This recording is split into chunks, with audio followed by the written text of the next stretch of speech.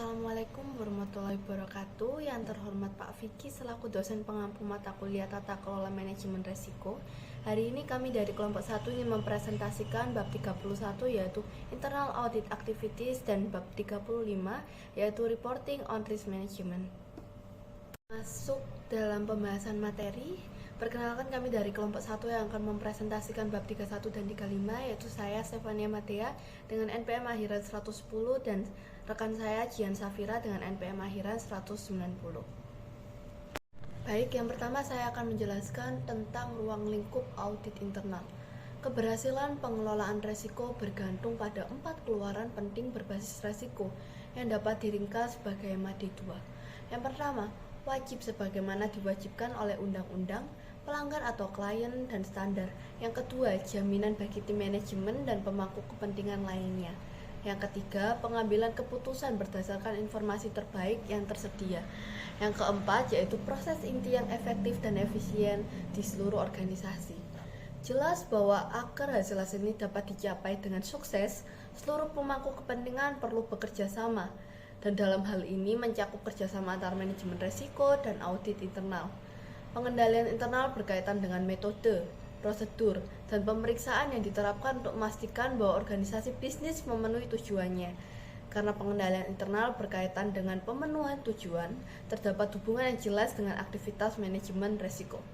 Aktivitas pengendalian internal dalam organisasi besar kemungkinan akan dievaluasi oleh Departemen Audit Internal. Dalam beberapa kasus, fungsi audit internal dapat dialihdayakan ke perusahaan akuntansi eksternal atau KAP. Meskipun terdapat perbedaan antara pendekatan dan aktivitas audit internal dan manajemen resiko, terdapat beberapa bidang yang memiliki kepentingan yang sama. Audit internal terutama berkaitan dengan jaminan resiko dan validasi pengendalian dan prosedur yang ada untuk mengelola resiko. Yang selanjutnya saya akan menerangkan tentang peran audit internal. Nah, pada diagram yang ada di gambar PPT itu menggambarkan peran audit internal dalam inisiatif IRM. Meskipun tidak terlibat dalam pengambilan keputusan atau manajemen resiko, audit internal mengevaluasi efektivitas manajemen resiko yang dilakukan oleh lapisan pertahanan pertama dan kedua. Mereka menetapkan prioritas audit berdasarkan penilaian resiko dan menguji pengendalian untuk memastikan keefektifannya. Kolaborasi antara manajemen resiko dan audit internal penting untuk memahami resiko organisasi dan memastikan keberhasilan inisiatif IRM. Nah, saya sekarang akan menjelaskan tentang apa yang ada dalam diagram tersebut.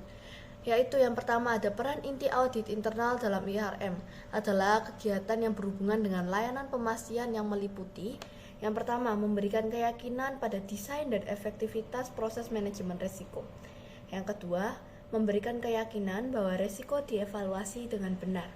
Yang ketiga, yaitu mengevaluasi proses manajemen resiko. Yang keempat, yaitu mengevaluasi pelaporan mengenai status dari resiko-resiko kunci dan pengendaliannya.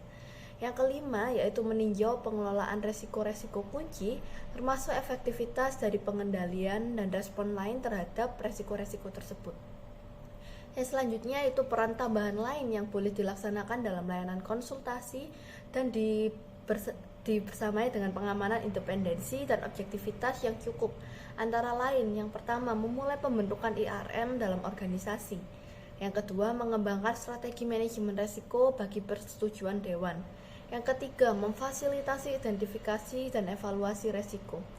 Yang keempat, pelatihan manajemen tentang merespon resiko. Dan yang kelima, mengkoordinasikan kegiatan IRM. Yang keenam, mengkonsolidasi laporan mengenai resiko. Yang ketujuh, memelihara dan mengembangkan kerangka IRM. Peran yang selanjutnya dalam IRM yang tidak boleh dilakukan auditor internal adalah mengatur minat resiko. Yang kedua, menerapkan proses manajemen resiko. Yang ketiga, menjamin manajemen resiko. Yang keempat, membuat keputusan pada respon resiko. Yang kelima, menerapkan respon dan manajemen resiko atas nama manajemen. Dan yang terakhir, akuntabilitas manajemen resiko. Nah, yang selanjutnya saya akan membahas tentang melakukan audit internal. Proses audit dimulai dengan analisis informasi untuk menetapkan prioritas dan tujuan peninjauan. Rencana audit jangka panjang akan menentukan area risiko utama yang harus diaudit dalam jangka waktu tertentu. Pekerjaan lapangan menjadi tahap kunci di mana auditor mengunjungi lokasi dan melakukan pengujian, pengendalian untuk memastikan efisiensi dan efektivitasnya. Nah, dalam gambar yang tertera pada PPT itu adalah tentang tahapan melakukan audit internal. Yang pertama dimulai dari perencanaan yang terdiri dari kontak awal untuk mengumumkan audit. Yang kedua, mengadakan konferensi masuk untuk memberi gambaran umum tentang proses audit dan menjawab pertanyaan. Yang ketiga, memberikan dokumen awal seperti kuesioner, pengendalian internal, permintaan dokumentasi, dan lain-lain. Yang ketiga yaitu melaksanakan pertemuan penilaian resiko untuk mengidentifikasi tujuan dan resiko, dan mengurutkan resiko berdasarkan dampak dan probabilitas. Wawancarai personel kunci untuk mendapatkan pemahaman tentang aliran proses dari proses utama di area yang diaudit serta mengidentifikasi pengendalian. Yang selanjutnya yaitu mengembangkan program audit dan ruang lingkup akhir. Yang kedua yaitu ada kerja lapangan. Kerja lapangan berkonsentrasi pada langkah-langkah audit untuk menguji pengendalian. Selama fase ini kita menentukan apakah pengendalian yang akan diidentifikasi selama tahap perencanaan beroperasi dengan benar. Tahap kerja lapangan diakhiri dengan temuan audit dan rekomendasi yang dapat dimasukkan dalam rancangan laporan audit. Kami memastikan bahwa laporan mengetahui potensi masalah segera setelah masalah tersebut teridentifikasi. Nah, semua masalah akan didiskusikan dengan perusahaan yang berkaitan sebelum dimasukkan ke dalam laporan. Yang ketiga yaitu ada pelaporan. Di akhir kerja lapangan, rancangan laporan disiapkan dengan kesimpulan mengenai kecukupan proses pengendalian di area yang diaudit dan rincian temuan dan rekomendasi audit. Draft laporan akan dibahas dengan perusahaan pada konferensi keluar. Setelah itu, draft laporan akan diberikan untuk ditanggapi. Tanggapan manajemen harus mencakup rencana tindakan perbaikan, pihak yang bertanggung jawab, dan tanggal pelaksanaan. Laporan akhir yang berisi tanggapan tentang perusahaan akan diberikan kepada manajemen senior dan komite audit Dewan Pengawas. Yang keempat dan yang terakhir yaitu menindaklanjuti. Jika terdapat temuan audit, auditor internal akan menindaklanjuti dengan mendekati tanggal penyelesaian tindakan perbaikan yang akan perusahaan berikan dalam tanggapan. Setelah kami memverifikasi bahwa rencana tindakan perbaikan telah dilaksanakan, audit internal akan menutup temuan audit. Temuan yang telah lewat jatuh tempo di mana tindakan perbaikan belum dilaksanakan akan dilaporkan kepada manajemen senior perusahaan dan komite audit setiap 2 bulan sekali. Yang selanjutnya saya akan menerangkan tentang manajemen resiko dan audit internal. Kerjasama antara manajemen resiko dan audit internal memperkuat penerapan protokol manajemen resiko yang efektif. Keduanya dapat berbagi praktik terbaik dan melakukan perencanaan yang terkoordinasi. Kepala audit internal melaporkan pada anggota dewan non-eksekutif, sementara manajer resiko melapor pada anggota eksekutif dewan. Auditor internal melakukan pengujian pengendalian untuk memastikan efisiensi dan efektivitasnya. Pendekatan 3 lini pertahanan konsisten dengan peran audit internal dalam manajemen resiko. Kerjasama ini diperlukan untuk mencapai tujuan manajemen resiko yang lebih baik.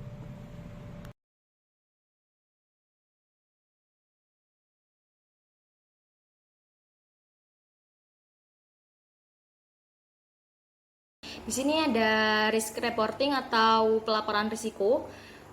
Dokumentasi manajemen risiko sangat penting untuk berbagai kegiatan dalam organisasi, karena hal ini mencakup administrasi manajemen risiko, respon risiko dan rencana perbaikan, laporan kejadian dan rekomendasi, serta laporan kinerja dan sertifikasi risiko. Manual manajemen risiko harus menggambarkan lingkungan pengendalian atau budaya risiko. Ada 4 kategori laporan yang meliputi prosedur yang telah ditetapkan, rencana tindakan, laporan kejadian, dan juga laporan kinerja. Rencana tindakan yang tertanam dalam daftar risiko dan direkomendasikan dari laporan insiden membantu untuk menjaga manajemen risiko sebagai serangkaian kegiatan yang dinamis. Pentingnya kinerja risiko dan laporan sertifikasi ini telah meningkat secara signifikan karena diperkenalkannya Sarbanes-Oxley Act tahun 2002. Persyaratan pelaporan yang ditingkatkan telah diterapkan pada semua jenis organisasi di seluruh dunia. dan sangat penting bagi organisasi untuk memastikan laporan mereka memenuhi standar tertinggi sekaligus kompatibel dengan persyaratan lainnya.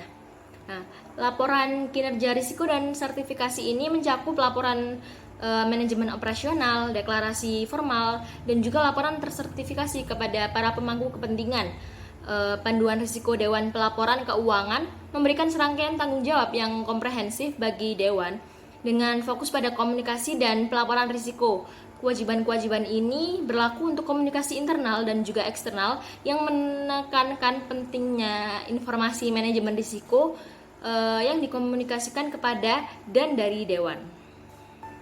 Di sini ada tabel mengenai tanggung jawab manajemen risiko Dewan. Panduan risiko FRC ini mengidentifikasi tanggung jawab manajemen risiko Dewan dan tanggung jawab dapat diringkas sebagai berikut. Yang pertama ada manajemen risiko proses, kemudian yang kedua ada risiko utama dan selera risiko, yang ketiga ada budaya risiko dan jaminan risiko, yang keempat ada profil risiko dan mitigasi risiko, yang kelima ada kegiatan pemantauan dan peninjauan, kemudian yang terakhir yang keenam ada komunikasi dan pelaporan risiko. Selanjutnya yaitu materi mengenai Sarbanes-Oxley Act 2002 atau SOX. Sarbanes-Oxley Act atau SOX ini disahkan sebagai tanggapan terhadap skandal perusahaan di Amerika Serikat yang mana melibatkan penyajian status keuangan yang salah dan menyebabkan laporan keuangan yang menyesatkan. SOX ini bertujuan untuk memastikan informasi yang akurat bagi perusahaan yang terdaftar di Bursa Saham Amerika Serikat. Hal ini memerlukan pengendalian untuk memastikan keakuratan semua informasi, termasuk validasi data dan juga analisis risiko terperinci. Kepatuhan terhadap SOX ini memerlukan kerangka manajemen risiko yang disetujui, seperti kubus pengendalian internal KOSO. Nah, undang-undang ini berlaku untuk anak perusahaan Amerika yang beroperasi di negara lain dan organisasi yang berbasis di negara lain jika mereka memiliki pencatatan di Bursa Saham Amerika. Banyak organisasi yang telah membentuk komite pengungkapan untuk memvalidasi semua informasi yang diungkapkan. Materi selanjutnya yaitu ada laporan risiko oleh perusahaan Amerika Serikat. Nah, perusahaan yang terdaftar di Bursa Amerika Serikat diharuskan untuk melakukan pengungkapan ekstensif tentang faktor risiko. Laporan-laporan manajemen risiko ini dimaksudkan untuk memberikan pandangan ke depan, bukan sekedar komentar mengenai risiko-risiko yang telah terjadi di masa lalu. Laporan-laporan tersebut dimuat dalam pengajuan berkala formulir 10K atau formulir 20F. Nah, di sini ada laporan risiko dalam formulir 20F sehubungan dengan risiko industri, ekonomi, dan lingkungan hidup. Nah, hal-hal ini telah diidentifikasi untuk mendapat komentar lebih rinci. Yang pertama ada risiko berakhirnya hak paten atau eksklusivitas pemasaran. Kemudian yang kedua ada risiko litigasi paten dan hilangnya paten, eksklusivitas pemasaran atau merek dagang secara dini. Kemudian yang ketiga ada risiko berakhirnya masa lalu atau hilangnya paten lebih awal yang mencakup produk pesaing. Yang keempat ada kegagalan mendapatkan perlindungan paten. Kemudian yang kelima ada dampak fluktuasi nilai tukar. Yang keenam ada pengaturan pendanaan hutang dan seterusnya. Selanjutnya yaitu ada pelaporan risiko oleh badan amal. Pelaporan risiko oleh badan amal ini merupakan kewajiban di berbagai seluruh dunia. Secara umum ada harapan bahwa badan amal harus memiliki prosedur manajemen risiko yang terperinci dan setara dengan yang dibutuhkan oleh departemen pemerintah atau perusahaan yang terdaftar di bursa saham. Sebagian besar badan amal sudah mempertimbangkan risiko dalam aktivitas mereka sehari-hari. Dilaporkan bahwa banyak badan amal kini melihat manajemen risiko dan persyaratan tata kelola lainnya sebagai tantangan paling signifikan yang dihadapi oleh organisasi. Hal ini tampaknya menyeratkan bahwa badan amal menjadi lebih menghindari risiko dan juga menghabiskan lebih banyak upaya pada masalah kepatuhan dibandingkan pada penggalangan dana. Materi selanjutnya yaitu mengenai public sector risk reporting. Banyak informasi mengenai manajemen risiko di badan pemerintah yang tersedia secara gratis di situs web, dan informasi ini merupakan bahan referensi yang sangat berguna. Namun, karena informasi tersebut tersedia untuk umum, seringkali tidak disebutkan secara spesifik mengenai pelaporan risiko pada pemangku kepentingan eksternal. Pemerintah di Inggris telah menghasilkan serangkaian prinsip pelaporan risiko. Nah, di sini ada tabel yang mana menguraikan prinsip-prinsip pelaporan risiko seperti keterbukaan dan transparansi, keterlibatan, proporsionalitas, bukti, dan juga tanggung jawab.